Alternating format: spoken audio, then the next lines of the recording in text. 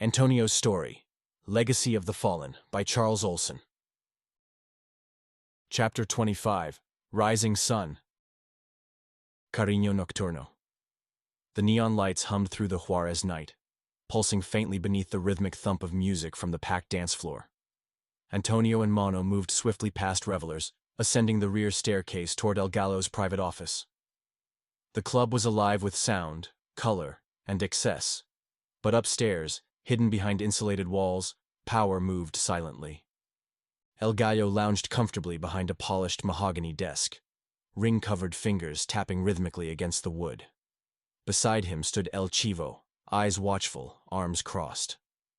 El Gallo gestured expansively as Antonio and Mono entered, his voice smooth, welcoming yet firm. "Bienvenidos, gentlemen. Congratulations are in order, but let's not waste time." He eyed El Chivo with a teasing grin. "Unlike Chivo here, I trust others to handle security. It frees up time for other pleasures." El Chivo rolled his eyes subtly, silent in response. "Antonio," El Gallo continued, shifting into a more serious tone, "your new role is critical. You're now responsible for operational security. This includes protection for myself, the leadership above me, our families, and anyone else deemed essential. Coordinate the security details, manage our movements, and anticipate threats before they materialize."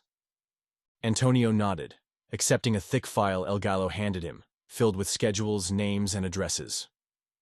"Failure, Antonio, is not an option," El Gallo emphasized. "Our lives and yours depend on your effectiveness." Then his voice lowered, adding gravity to his next words. "We've received word from our friends in the south. Someone named the Skull came asking for you. He found out you're here, and he's hunting you. Deal with him, and soon. Loose ends make for short lives." Antonio exchanged a brief look with Mono, the silent message clear. El Gallo leaned back, eyes sharp, voice quiet, but charged. "Consider this your first test." Preparation.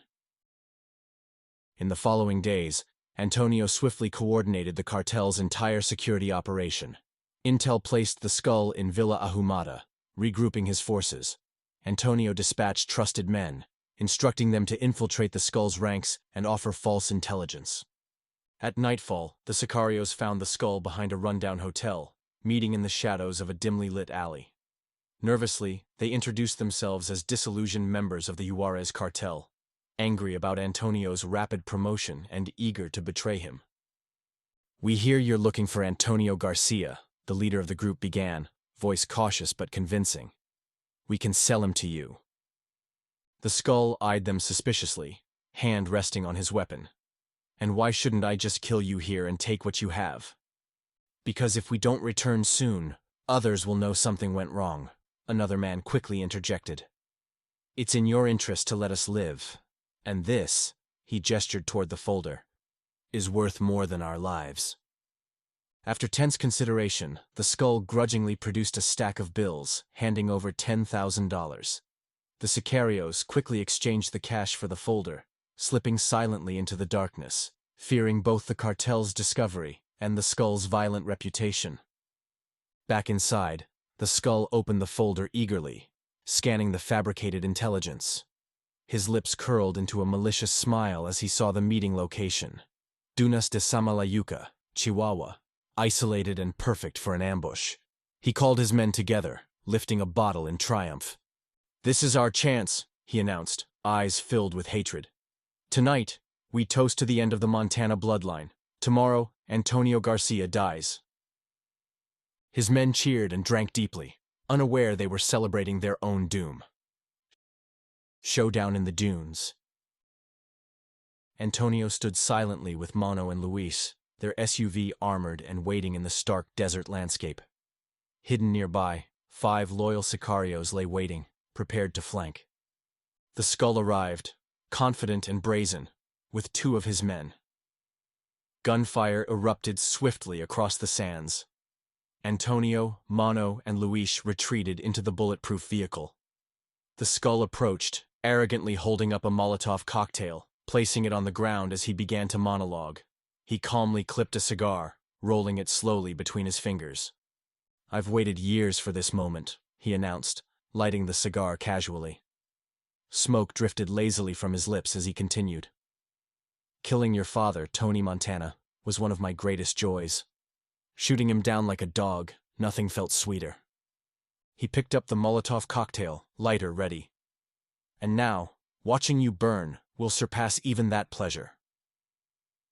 Before he could ignite the rag, Antonio signaled his hidden sicarios. They surged forward, bullets flying, quickly overwhelming the Skull's crew. The Skull stumbled, wounded and disarmed. Antonio signaled his men to halt their attack, stepping from the vehicle. Standing over the fallen assassin, Antonio's voice was ice cold. You killed my mother, and for that, you will die in agony. And your father, the Skull spat defiantly. Tonie Montana was a punk and a dog. He died like one. Antonio raised his MAC-10, unmoved. The Skull sneered viciously. And your mother? She moaned like a whore at the end. Fury overwhelmed Antonio. He emptied the entire magazine into the Skull's body. Mono tried to restrain him as he reloaded. He's fucking dead, Antonio. Stop! Antonio ignored him, emptying another clip into the lifeless corpse. Finally, stepping back, he breathed heavily. Now I can stop.